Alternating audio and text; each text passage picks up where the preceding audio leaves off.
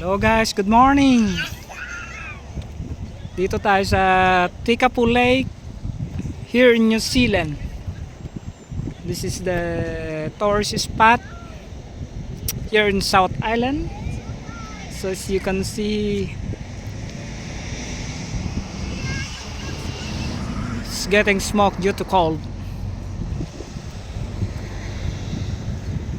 Sobrang lamig niyan. Ayan. Maraming mga tao dito na nagpipicture. Yan, so as you can see, this is the parking area. Look at that, ganda, grabe.